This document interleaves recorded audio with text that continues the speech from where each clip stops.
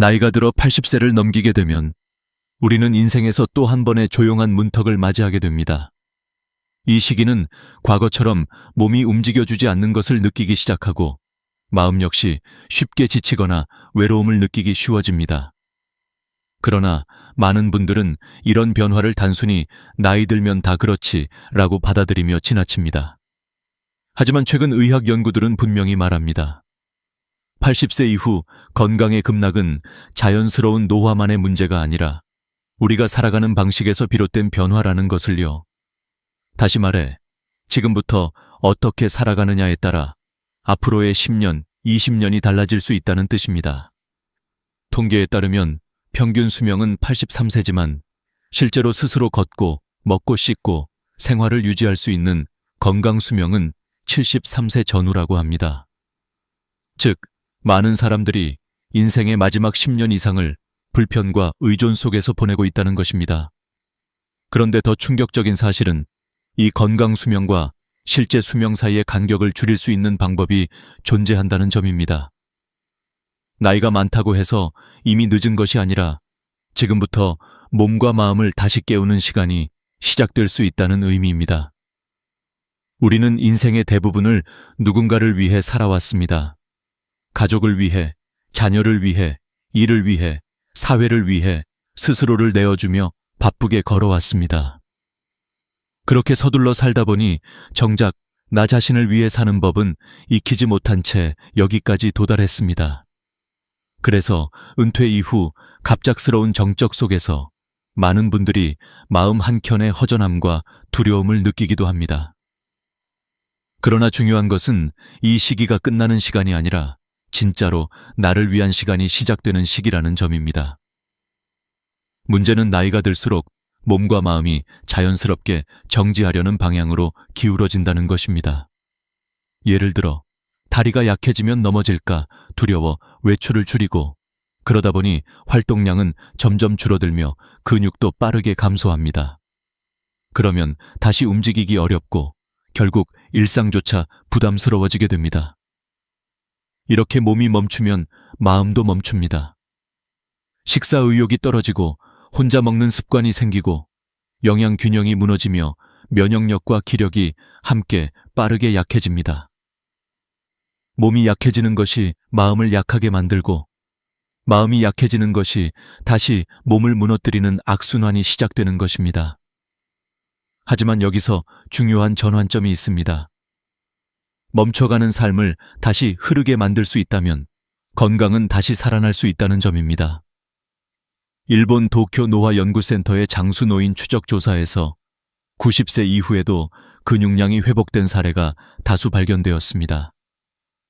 그들의 공통점은 특별한 운동을 한 것도 고가의 건강식품을 먹은 것도 아니었습니다. 천천히 걷고 누군가와 함께 식사하고 머리를 쓰고 잘 웃고 잘 자는 것, 아주 단순한 5가지였습니다. 이 단순한 일이 몸 전체의 순환을 다시 깨우고 면역과 호흡과 기억 능력까지 되살리는 놀라운 변화로 이어졌던 것입니다. 여기서 핵심은 억지로 하지 않는 것입니다. 80세 이후 건강은 새로운 능력을 얻는 것이 아니라 지금 가진 것을 지키고 유지하는 데에 목적이 있습니다. 무리하게 운동을 늘리거나 갑자기 많은 목표를 세우는 것이 아닙니다. 나의 속도를 존중하며 천천히 하지만 꾸준히 일상을 흐르게 만드는 것이 가장 현명한 방법입니다. 많은 전문가들이 이렇게 말합니다. 노년의 건강은 근육이 아니라 리듬에서 시작된다. 걷는 리듬, 먹는 리듬, 쉬는 리듬, 자는 리듬. 이 리듬이 안정될수록 몸은 스스로 회복합니다. 이 영상을 보고 계신 여러분은 이미 중요한 첫걸음을 내디딘 것입니다. 왜냐하면 변화는 알아보는 것에서 시작되기 때문입니다. 지금 이 순간 돌아보며 스스로에게 이렇게 말해보세요. 지금부터는 남은 시간이 아니라 내 시간이 시작된다.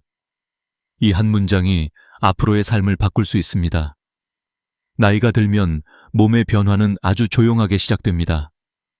처음에는 계단을 오르기가 조금 더 힘들어진 것 같고 오래 서 있으면 허리가 뻐근해지고 이전보다 걸음이 느려진 것 같다는 생각이 스치듯 지나갑니다.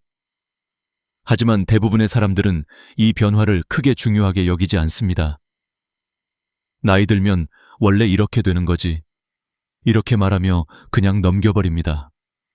그러나 바로 이 작은 변화가 삶 전체를 바꾸는 시작점이 됩니다. 의학에서는 이것을 근육이 잠드는 시기라고 부릅니다. 근육은 쓰지 않으면 아주 빠르게 기능을 잃습니다.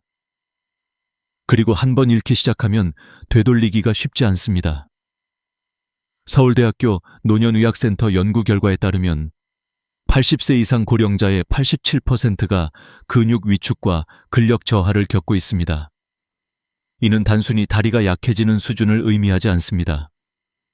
근육은 우리 몸 곳곳에서 균형을 잡아주고 천을 조절하며 혈액 순환을 돕고 심지어는 면역 기능까지 영향을 줍니다. 다시 말해, 근육이 약해지는 것은 몸 전체의 기능이 동시에 약해지는 것과 같습니다. 가장 먼저 나타나는 변화는 균형 감각의 저하입니다. 작은 걸림에도 쉽게 넘어지면 골절, 입원, 침대 생활로 이어지게 됩니다. 문제는 여기서 끝나지 않습니다. 침대에 있는 시간이 길어질수록 근육은 더 빠르게 줄어들고 면역력도 떨어지고 폐 기능과 심장 기능까지 약해지면서 결국 일상생활에서의 자립이 어려워집니다. 많은 분들이 한 번의 낙상으로 삶의 방향이 완전히 바뀌었다고 말하는 이유가 여기에 있습니다. 하지만 여기서 중요한 사실이 있습니다. 근육은 나이가 들어도 다시 깨어날 수 있습니다. 일본 도쿄 노화연구소는 90세 이상의 고령자 그룹을 대상으로 연구를 진행했습니다. 연구진은 아주 가벼운 걷기 운동과 앉아서 다리를 들어 올리는 간단한 근력 운동을 6개월 동안 실시했습니다. 그 결과 참가자들의 근육량은 평균 8% 증가했고 걷는 속도와 균형 능력도 눈에 띄게 향상되었습니다. 연구진은 이렇게 말했습니다. 근육은 죽지 않는다. 다만 잠들어 있을 뿐이다. 깨워주면 다시 움직이기 시작한다. 그러나 여기서 조심해야 할 점이 하나 있습니다. 무리하면 오히려 건강을 해칠 수 있다는 것입니다. 많은 분들은 건강을 되찾겠다는 마음으로 갑자기 과한 운동을 시작합니다. 빠르게 걷기, 계단 오르기, 근력기구 운동 등 익숙하지 않은 활동을 무리하게 시도합니다. 하지만 나이가 들어 몸의 회복 속도는 결코 예전과 같지 않습니다. 무리한 운동은 무릎 관절 손상, 허리 통증, 혈압 급상승 등 예상치 못한 위험을 초래할 수 있습니다. 그렇다면 나이에 맞는 가장 안전하고 효과적인 방법은 무엇일까요? 첫째, 천천히 걷는 것부터 시작하는 것입니다. 걸음 속도는 빠를 필요가 없습니다. 발바닥이 바닥을 느끼는 정도의 속도, 하루 10분에서 시작해 20분, 30분으로 늘려가는 것이 좋습니다. 중요한 것은 속도가 아니라 꾸준함입니다. 숨이 약간 차고 땀이 아주 살짝 맺힐 정도면 충분합니다. 둘째, 앉아서 할 수 있는 근력 깨우기 운동입니다. 예를 들면 의자에 앉아 무릎을 천천히 들어 올리기, 발끝과 발뒤꿈치를 번갈아 움직이기, 허리를 세우고 어깨를 천천히 돌리기 같은 동작들입니다. 이 운동들은 관절에 무리를 주지 않으면서 근육에 직접 자극을 주는 운동입니다. 셋째, 넘어짐을 예방하는 균형 감각 훈련입니다. 벽을 가볍게 짚고 한 발로 서보기, 혹은 양발을 좁혀 세우고 중심을 잡아보는 간단한 동작만으로도 균형 능력을 유지하는 데 큰 도움이 됩니다. 그리고 무엇보다 중요한 것이 있습니다. 내가 할 수 있는 만큼만 한다는 마음입니다. 노년의 건강을 지키는 핵심은 경쟁이 아니라 지속입니다. 남과 비교할 필요도 없고 어제보다 얼마나 더 잘했는지 확인할 필요도 없습니다. 그저 오늘도 조금 움직이고 몸이 다시 흐르도록 하는 것, 그것으로 충분합니다. 근육은 우리에게 이렇게 말하고 있습니다. 나를 잊지 말아주세요. 조금만 움직여주면 나는 다시 당신의 삶을 지탱해 줄 수 있습니다. 지금 이 순간 손을 가슴 위에 얹고 천천히 숨을 들이마셔 보세요. 숨이 들어오는 감각, 몸이 살아있다는 감각. 그 감각을 잊지 않는다면 건강은 다시 당신의 편이 되어 돌아옵니다. 이제 우리는 몸이 멈출 때 삶의 흐름이 멈추는 이유를 이해했습니다. 다음 단계는 우리의 식탁입니다. 몸은 먹는 것에서 만들어지고 먹는 방식은 마음의 상태를 반영합니다. 그리고 여기에는 생각보다 더 깊은 진실이 숨어 있습니다. 우리가 매일 먹는 밥 한 끼는 단순히 배를 채우는 일이 아닙니다. 그것은 몸을 유지시키는 연료이자 마음을 지탱하는 힘이고 삶의 리듬을 만들어주는 중요한 순간입니다. 그런데 나이가 들수록 많은 분들이 이 식사의 의미를 잊게 됩니다. 특히 혼자 식사하는 시간이 길어질수록 식사는 점점 형식적인 일이 되어버립니다. 그냥 밥이랑 김치만 먹으면 되지. 입맛이 없어서 대충 먹었어. 이런 말들이 습관처럼 나오기 시작하면 그 순간부터 몸의 건강은 조용히, 그러나 빠르게 무너져 내립니다. 실제로 국내 노년 영양 연구에 따르면 80세 이상 노인의 73%가 영양 불균형 상태에 있다고 합니다. 더 놀라운 것은 이들 대부분이 하루 3끼를 규칙적으로 먹고 있다는 점입니다. 즉, 먹는 양이 문제가 아니라 누구와 어떤 마음으로 어떤 방식으로 먹느냐가 건강을 결정하고 있는 것입니다. 혼자 먹는 식사는 겉보기에는 아무 문제 없어 보입니다. 식탁 하나, 그릇 하나, 반찬 몇 가지. 조용하고 단순하고 번거롭지 않습니다. 하지만 이 조용함이 바로 마음을 서서히 닫아버리는 힘을 가지고 있습니다. 혼자 먹으면 말이 줄고, 말이 줄면 생각이 깊어지고, 생각이 깊어지면 마음은 외롭고 무거워지기 쉽습니다. 그리고 이 외로움이 식욕을 줄이고, 식욕이 줄면 단백질, 미네랄, 비타민 등 필요한 영양을 충분히 섭취하지 못하게 됩니다. 그렇게 몸은 기력을 잃고 면역력이 낮아지고 근육은 더 빠르게 줄어들게 됩니다. 여기에는 뇌의 변화도 관련되어 있습니다. 함께 식사하는 동안 대화를 나누면 뇌에서는 세로토닌, 도파민 같은 행복 호르몬이 분비됩니다. 그런데 혼자 먹는 시간에는 이 호르몬의 분비가 크게 줄어듭니다. 이는 우울증 가능성을 높이고 뇌 기능 저하 속도를 가속화합니다. 실제 연구에서도 혼자 식사하는 노인은 함께 식사하는 노인보다 우울증 발생률이 2.7배 높다고 밝혀졌습니다.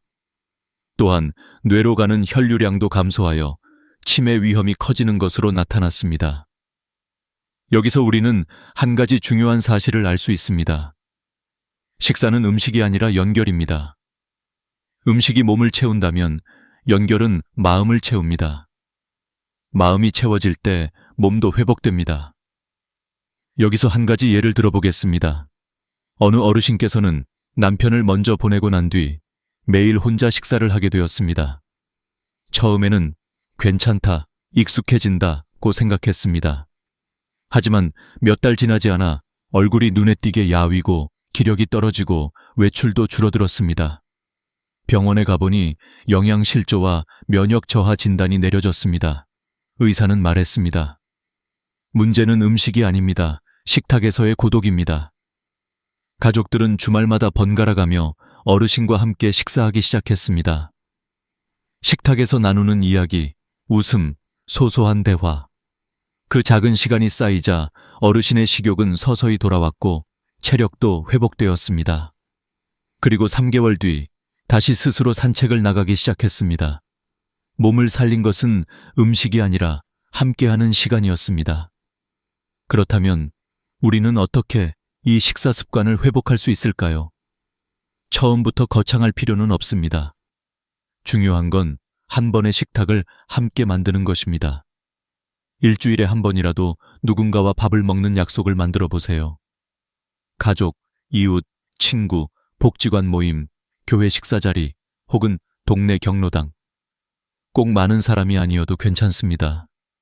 심지어 한 사람만 있어도 충분합니다. 만약 함께 식사할 사람이 당장 떠오르지 않는다면 다음 방법을 시도해 보세요. 식탁 위에 작은 꽃을 놓습니다. 밥과 반찬을 천천히 예쁘게 담습니다. 숟가락을 드는 순간 마음속으로 이렇게 말합니다. 나는 나를 위해 이 시간을 차린다. 혼자 있어도 나를 소중히 대하는 태도는 곧 외로움을 줄이고 마음을 따뜻하게 만들어줍니다. 우리는 밥을 먹을 때 단지 배를 채우는 것이 아니라 살아갈 힘을 채우는 것입니다. 그리고 그 힘은 혼자보다는 함께할 때 더 크게 자랍니다. 몸이 약해지는 데에는 이유가 있습니다. 그리고 몸이 강해지는 데에도 역시 이유가 있습니다. 그 이유는 멀리 있지 않습니다. 바로 식탁 위의 온기, 나를 위한 한 숟가락, 우리를 위한 한 시간 속에 있습니다. 이제 몸과 마음이 음식과 연결되어 있다는 사실을 이해했습니다. 다음은 또 다른 중요한 진실, 바로 움직이지 않을수록 건강이 무너진다는 현실입니다. 그리고 그 속에는 많은 가족들이 놓치고 있는 오해가 숨어 있습니다. 나이가 들면 조심해야 한다는 말이 자주 따라붙습니다. 넘어지면 크게 다친다. 무리하면 병이 난다. 너무 돌아다니면 위험하다. 그래서 많은 어르신들이 스스로 움직임을 줄이고 가족들도 그냥 집에 계세요 라고 말합니다. 하지만 바로 그 조심이 건강을 더 빨리 무너뜨리는 가장 위험한 함정이라는 사실을 아시나요? 의학에서는 이를 과도한 정지 증후군이라 부릅니다. 몸을 보호한다는 이유로 움직임을 줄일 때 근육과 심장, 폐, 뇌 기능이 동시에 약해지는 현상입니다. 이것은 조용히, 그러나 매우 빠르게 진행됩니다. 예를 들어 보겠습니다. 어느 날 어르신이 살짝 균형을 잃고 넘어졌다고 합시다. 가족들은 그 다음부터 걱정이 되어 이렇게 말합니다. 아버지, 밖에 나가지 마세요. 위험해요. 엄마, 계단 내려가면 안 돼요. 그냥 집에만 계세요. 처음에는 사랑이었습니다. 하지만 시간이 지나면서 그 사랑은 움직임을 앗아가고 움직임이 사라지면 근육도 사라집니다. 근육은 단지 몸을 움직이는 시스템이 아닙니다. 근육은 혈액순환, 면역력, 호르몬 분비, 뇌기능 유지에 직접 관여합니다. 그래서 근육이 줄어드는 순간 삶 전체가 무너지는 구조로 이어집니다. 서울대 노인의학센터 연구에 따르면 80세 이상의 고령자 중 87%가 근육 기능 저하를 겪고 있으며 이는 단순한 노화가 아니라 사용하지 않아서 잃어버린 근육토인 경우가 대부분이라고 밝혔습니다. 사용하지 않으면 약해지고 약해지면 더 움직이지 않게 되고 그러면 더욱 약해지는 끝없는 악순환.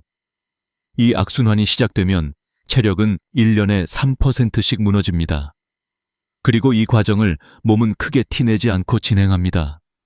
즉, 자각할 때쯤이면 이미 많이 잃어버린 뒤인 경우가 많습니다. 여기서 우리는 한 가지 질문을 던져야 합니다. 정말로 가만히 있는 것이 안전할까요? 하버드 의과대학 연구진은 하루 12시간 이상 누워있는 생활은 하루 한 갑의 담배보다 더 해롭다고 발표했습니다. 왜일까요? 뼈는 쓰지 않으면 빠르게 약해진다. 누워있는 시간은 뼈 밀도를 매달 1-2%씩 감소시킵니다. 이것은 골다공증으로 이어지고 작은 충격에도 골절 위험을 증가시킵니다. 심장은 움직임을 통해 강화된다. 걷지 않으면 심장은 점점 펌프 기능을 잃고 혈액순환이 느려집니다. 손발이 차고 쉽게 숨이 차고 피로가 쌓입니다. 두뇌는 움직일 때 깨어난다. 움직일 때 뇌로 가는 혈류가 증가하고 신경세포가 자극을 받습니다. 활동량이 줄수록 기억력, 판단력, 집중력이 떨어지며 치매 위험이 높아집니다. 폐는 움직일 때 더 깊게 숨을 쉰다. 누워있는 시간이 길어지면 폐 안에 분비물이 쌓여 감염 위험이 증가합니다. 그래서 활동 부족은 폐렴 위험을 2배 이상 높입니다. 결국 움직이지 않는 삶은 천천히, 그러나 확실하게 삶을 단축시키는 선택이 되는 것입니다. 그렇다면 우리는 어떻게 다시 움직임을 되찾을 수 있을까요? 중요한 것은 많이 움직이는 것이 아니라 제대로 움직이는 것입니다. 처음부터 등산, 체육관, 헬스기구는 필요하지 않습니다. 오히려 잘못된 운동은 관절과 허리를 다치게 할 수 있습니다. 핵심은 부드럽고 지속적인 활동입니다. 다음은 노년기에 가장 효과적인 움직임 회복 방법입니다. 1. 하루 10분 집안 걷기 방에서 거실, 부엌, 다시 방으로 천천히, 그러나 끊임없이. 10분이 어렵다면 3분부터 시작해도 좋습니다. 중요한 건 시작하는 것입니다. 2. 의자에서 천천히 일어나 앉기. 10회 이는 가장 안전하고 강력한 하체 근력 운동입니다. 넘어짐 예방 효과는 47%나 증가합니다. 3. 햇빛 아래 5분 서 있기. 햇빛은 비타민 D를 활성화하여 뼈와 면역을 보호합니다. 동시에 기분을 안정시키는 세로토닌 분비가 늘어나 우울감을 줄여줍니다. 처음에는 몸이 무겁고 귀찮고 변화를 느끼기 어려울 수 있습니다. 하지만 2주만 지나면 체력이 아니라 표정이 달라집니다. 몸이 움직이면 마음도 움직입니다. 마음이 움직이면 삶이 다시 흐르기 시작합니다. 한 어르신께서는 이렇게 말했습니다. 가만히 있는 것이 편한 줄 알았는데 움직이기 시작하니 사는 기분이 다시 돌아왔습니다. 그렇습니다. 우리가 걷는 이유는 오래 살기 위해서가 아니라 살아있는 느낌을 되찾기 위해서입니다. 이제 우리는 알고 있습니다. 건강은 갑자기 무너지는 것이 아니라 조금씩 멈추는 순간부터 무너진다는 것을.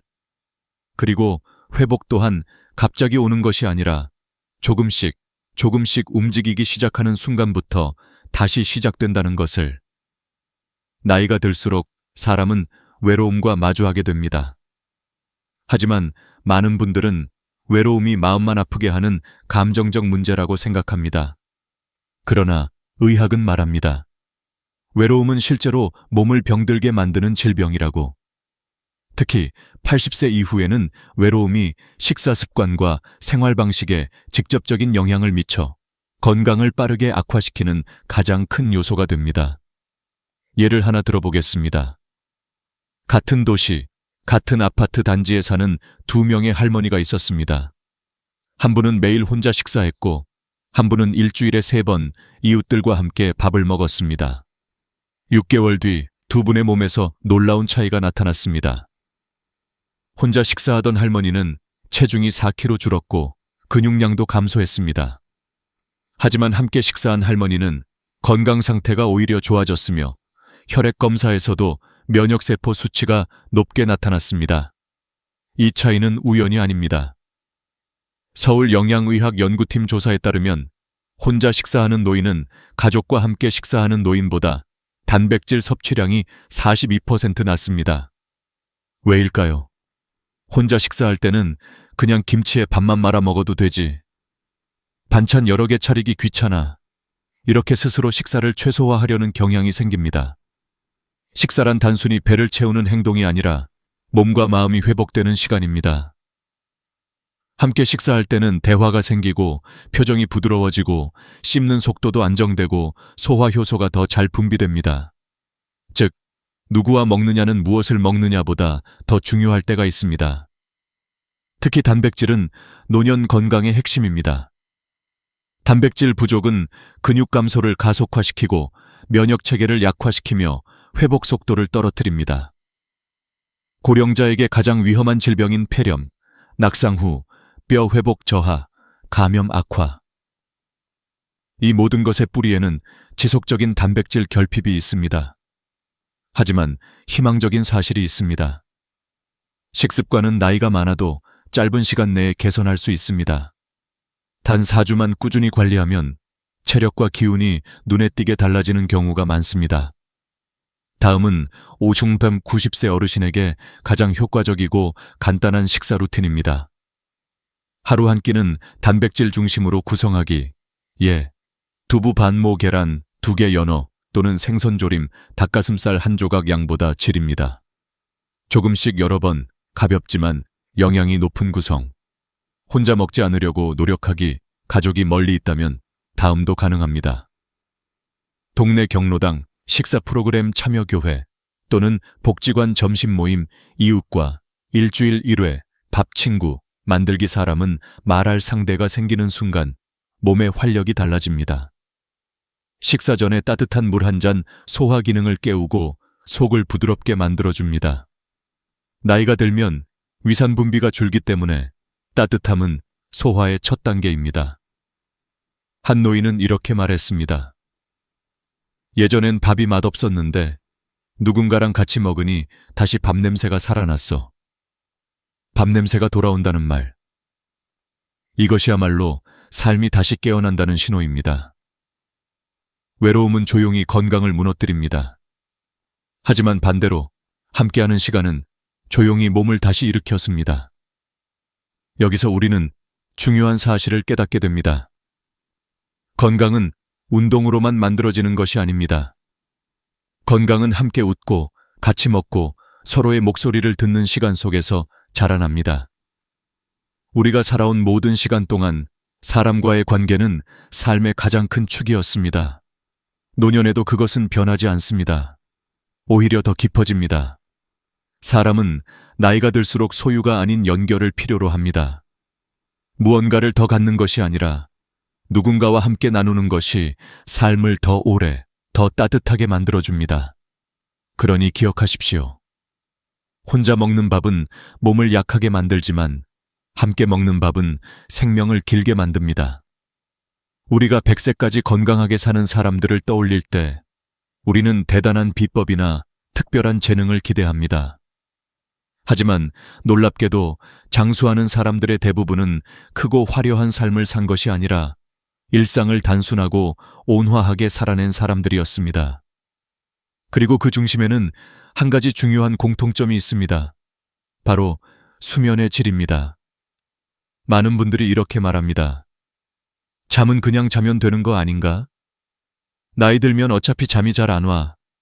새벽에 눈이 떠지는 걸 어떻게 해? 하지만 의학은 분명하게 이야기합니다. 노년기의 수면은 단순한 휴식이 아니라 생명 유지 그 자체입니다.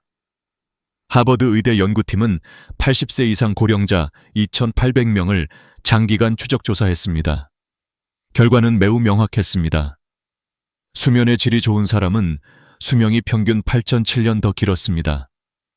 깊은 수면을 많이 한 사람은 치매 발병률이 67% 감소했습니다. 심장 건강 지표는 58% 더 안정적이었습니다. 여기서 중요한 것은 수면의 시간이 아니라 질입니다. 많은 분들이 8시간을 자는 것이 정답이라고 생각하지만 8시간을 자더라도 얕은 수면만 지속되면 몸은 회복되지 않습니다. 반대로 6시간만 자도 깊은 수면이 충분하면 몸은 훨씬 튼튼해집니다. 수면 중에는 뇌가 잠들지 않습니다. 오히려 깨어 있을 때보다 더 활발해지는 순간이 있습니다. 뇌는 기억을 정리합니다. 독소를 제거합니다. 신경세포를 다시 연결합니다. 손상된 조직을 재생합니다. 면역 시스템을 복구합니다. 즉, 잠을 제대로 자는 것은 뇌가 스스로를 청소하고 마음과 몸을 되살리는 시간입니다. 그렇다면 왜 나이가 들수록 수면의 질이 떨어질까요? 이유는 단순합니다. 생활 리듬이 깨졌기 때문입니다. 늦게 자고, 낮에 오래 자고, 밤에 TV와 스마트폰을 보면서 뇌를 계속 자극하면 우리 몸의 생체 시계는 방향을 잃습니다. 마치 낮과 밤이 뒤바뀐 세계에 갇히는 것과 같습니다. 따라서 노년기에 가장 필요한 것은 리듬을 다시 세우는 것입니다. 다음은 노년기의 황금 수면 루틴입니다. 매일 같은 시간에 자고 일어나기 시간은 약속입니다. 몸은 약속에 반응합니다. 하루만 어겨도 생체 시계는 흔들립니다.